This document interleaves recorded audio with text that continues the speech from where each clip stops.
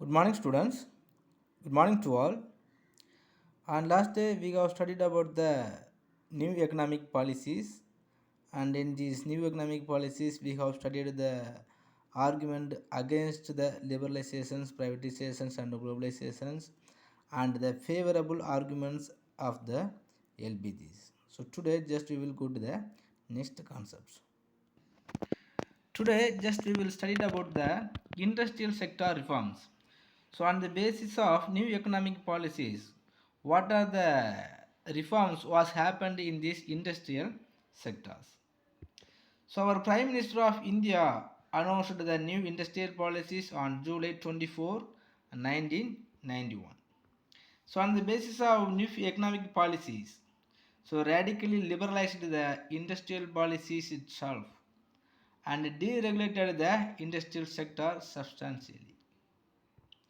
And some of the important initiatives also was taken by the government towards the industrial policies. What are the important initiatives was taken by the government means? First one is industrial delicensing. Industrial delicensing. So the most important objectives of the new industrial policy of 1991 was end of the industrial licensing or the license raj or retapisms. So before the 1991, if any of the private sector want to establish any of the industries, there was many restrictions. One of the restriction is receiving the license from the government. So among these more restrictions, if anybody want to receiving the license for establishing of the industries, it was very difficult. Because of that, many of the entrepreneurs did not get any of the interested to start at the industries. So after the 1991, so under the industrial licensing policies, so private sector firms had to secure license to start an industries. So on the basis of the new economic policies 1991, it was given the freedom to delicensing for started any of the industries. After that, those who want to start any of the industries, all the entrepreneurs could have the possibilities to start at the industries. Next, de-reservation of industrial sectors. De-reservation of the industrial sector. So previously the public sector was given reservations, especially in the capital goods and the key industries. So what are the production of the capital goods was there? All the productions is taken over by the government sector only, and most of the key industries also hold up by the government sectors only. But even though some of the government sectors couldn't run that type of the key industries, so because of that some of the reserved industries was unlocked to the private sectors. So after that, all the key industries, or not all the key industries, most of the key industries and all type of the production of capital goods also given to the hands of the private sectors. So under industrial deregulations, so most of the industrial sectors were open to the private sector as well. So under the new industrial policy, only three sectors, that is the atomic energy, mining and railway, will continue as the reserved for public sector. So except these three key industries, all the industries are given to the hands of the private sector also. So all other sectors have been opened for private sector participations, and because of that the liberalizations and the globalizations also was increased. After that only the good public welfare also provided by the private sector. Next, public sector policies. Next, the public sector policies means the reforms related to the public sector policies. What are the reforms was taken by the government on the basis of 1991 to the public sector enterprises means? Some of the reforms in the public sector were aimed at enhancing efficiency and competitiveness of the sectors. So these industrial policies 1991 also created the competitiveness between the private and the government sectors and among the private sector itself. The government identified strategic and priority areas for the public sector to concentrate. So what are the particular sector was allotted to the government? That governments also made a competitive themselves, and it was created more GDP, and it was earned more income from there. So loss making private sector units were sold to the private sectors. So even if the government or identified some of the industries are not handling as efficiently themselves, means it was given to the hands of private sectors, and after receiving the private sectors it was moving as efficiently till today. Next, abolition of MRTB Act. I think you know the MRTB Act, the Monopoly Restrictive Trade Practices Act.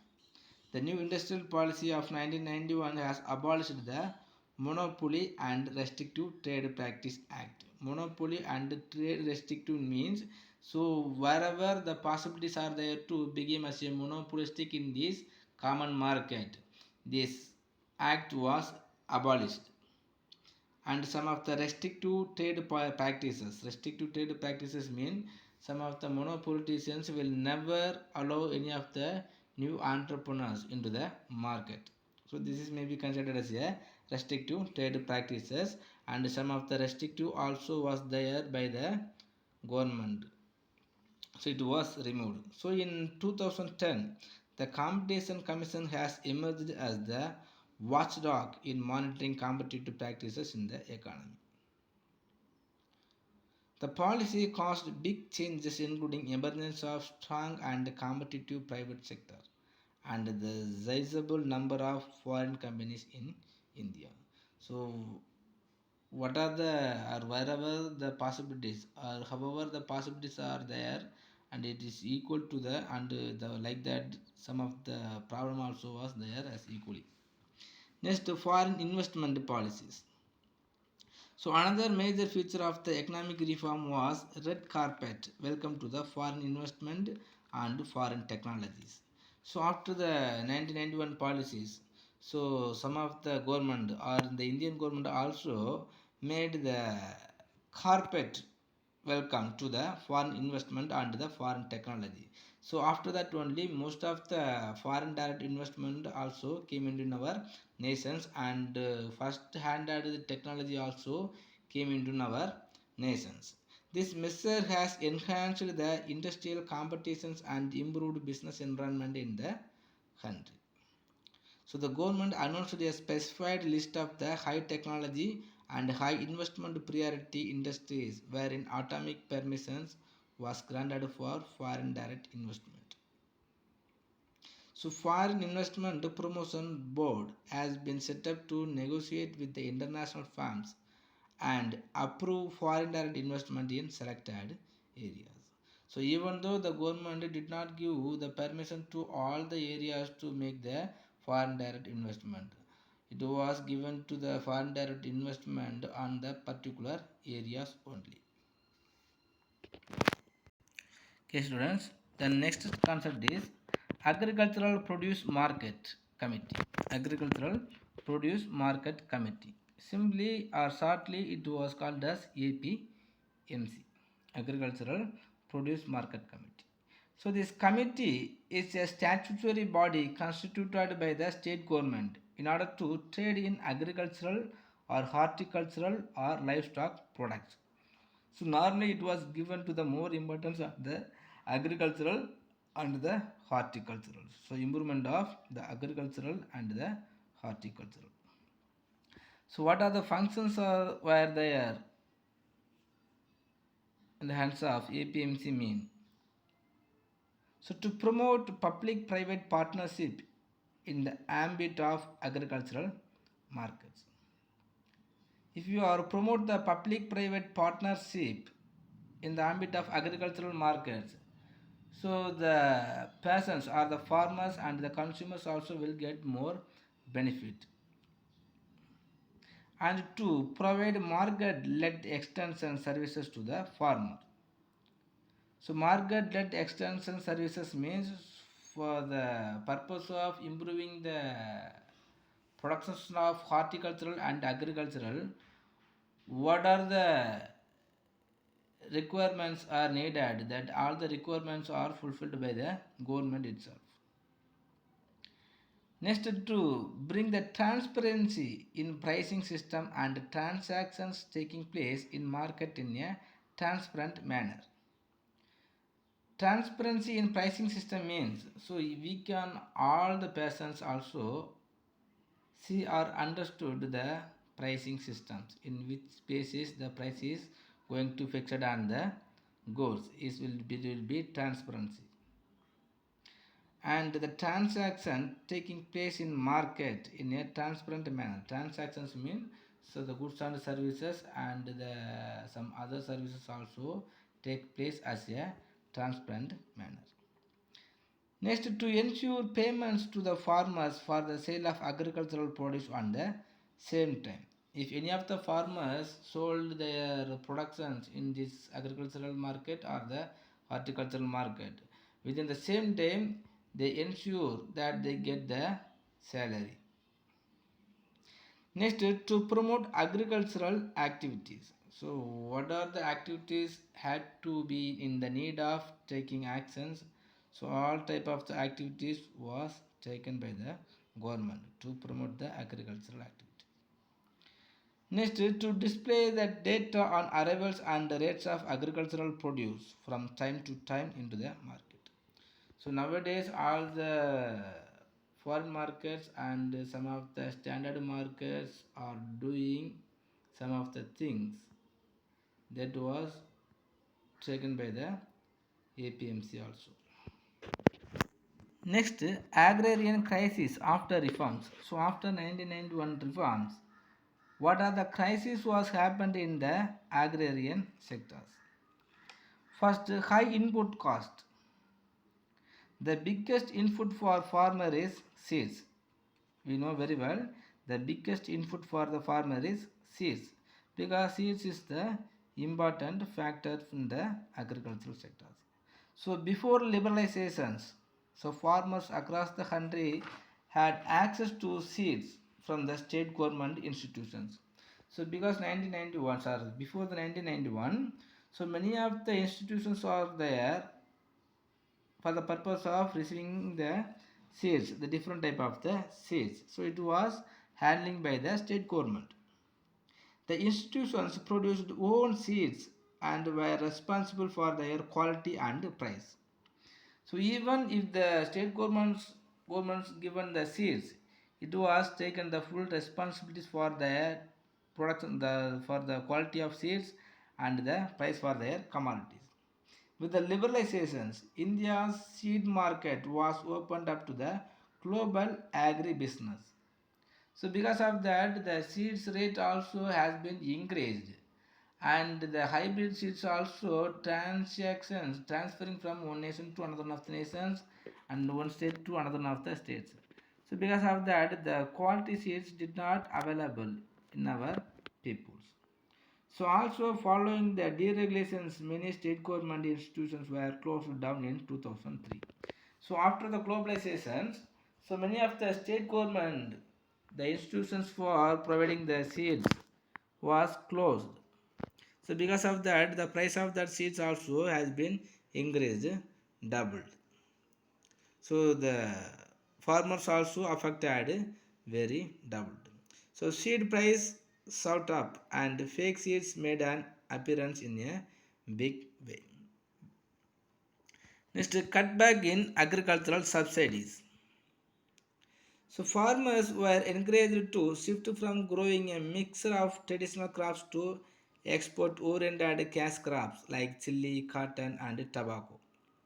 But so all these items was cultivated on the basis of providing the subsidies by the state government. But after the liberalizations, all the agricultural subsidies was stopped, and because of that the poor farmers also did not have the financial facilities to cultivate this type of the money crops like a chili, tobacco and cotton. So liberalization policies reduced the subsidies on pesticide, fertilizers and elasticity. As a result, prices have increased by 300 percentage. So many of the new arrival of fertilizers and pesticide and the some other inputs also was increased.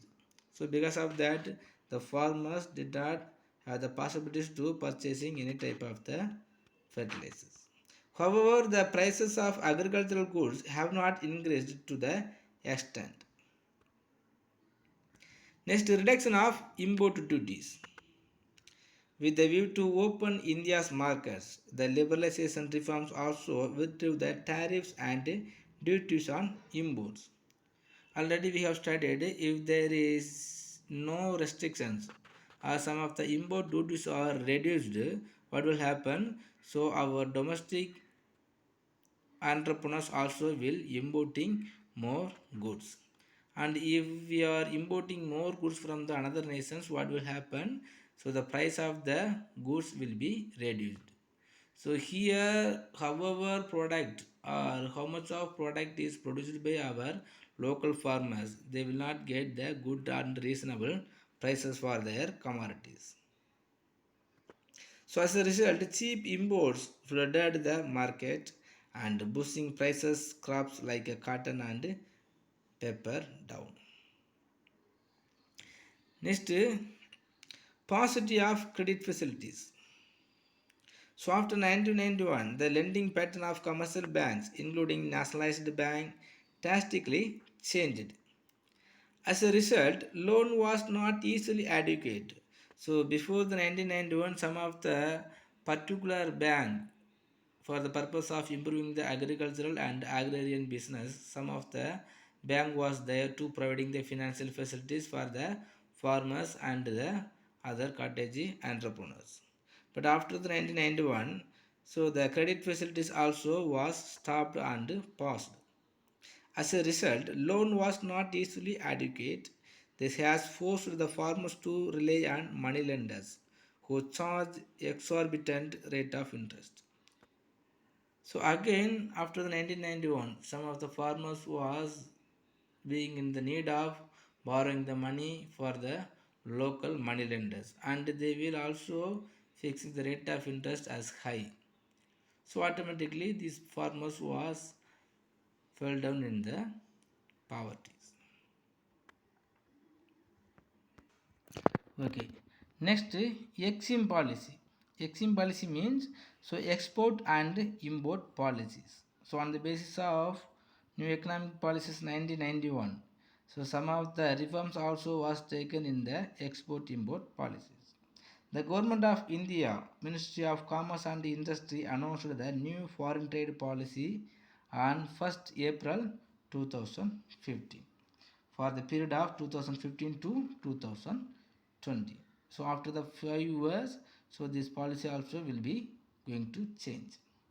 Some of the salient features of exim policy is the reduce export obligations by 25 percentage and give boost to domestic manufacturing supporting the Make in India concept.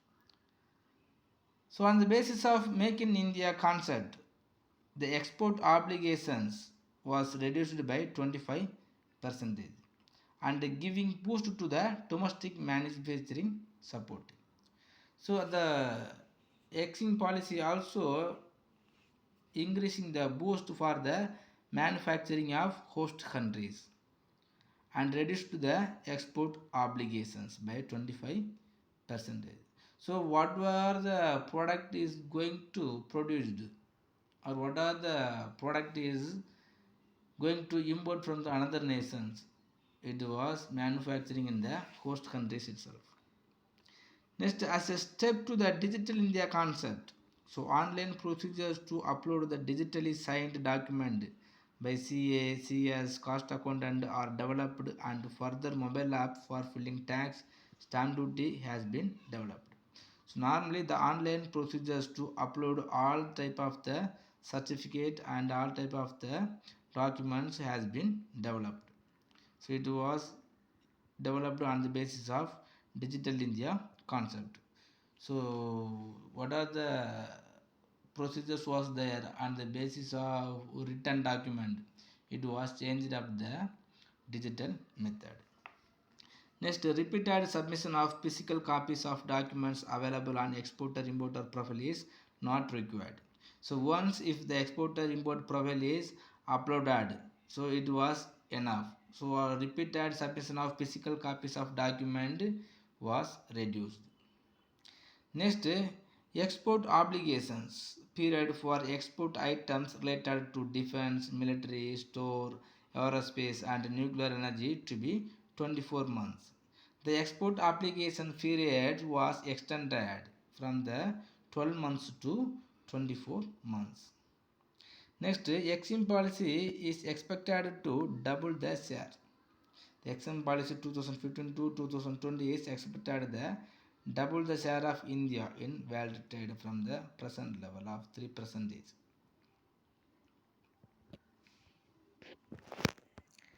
Next, already we have studied about the special economic zones. The special economic zones, as a part of the economic reforms, the system of taking over the land by the government for commercial and industrial purposes was introduced in the country. So it was considered as a special economic zones.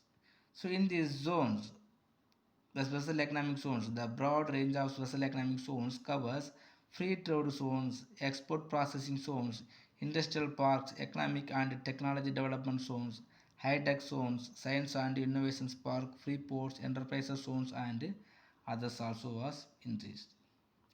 The major objectives of special economic zone is to enhance the foreign investment, especially to attract foreign direct investment and thereby increasing the gross domestic product. So if we have the special economic zones, so already we have knows about the special economic zone. Some of the economic area or some of the particular area was allotted and it was considered as a special economic zone.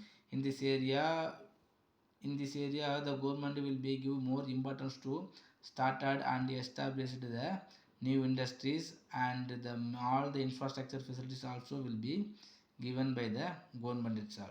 And when we are making the special economic zones, we can easily arrange it or we can easily absorb the foreign direct investment, and because of that we can increasing the gross domestic product as heavily. Next, to increase the shares in global export. To increase shares in global export. Next, to generate additional economic activity. To generate additional economic activity means, so what are the meaning of additional economic activity? So on the related of economic activity, whatever things will come, everything is also considered as a additional economic activity. So this additional economic activities also will be generated.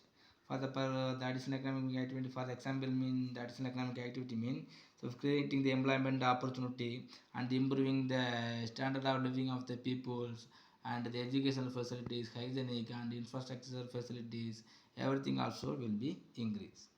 Next, to create the employment opportunities. If you are increasing the social economic zones, so we can easily get the foreign direct investment, and because of that our industrializations will be increased. So wherever and whenever the industrializations are going to increase, you will have more opportunities to receiving or providing the employment opportunities, and most of the people will get the employment opportunities. Next, to develop the infrastructure facilities. As I told, the infrastructure facilities also will be developed. Next, to exchange the technology in the global market. So in this global market, all types of the technologies will be transferring from one nation to another one of the nations. So main characteristics of special economic zone is geographically demarked area with physical security.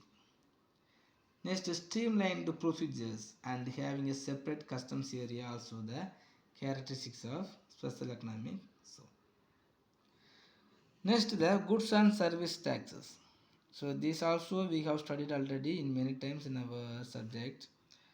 So the goods and service tax is defined as the tax levied when a consumer buys a good or services. Normally, before the introduction of goods and services, we have paid the taxes, sales tax in the form of indirect method. So after removing all the cascading tax, so the government announced the goods and service tax.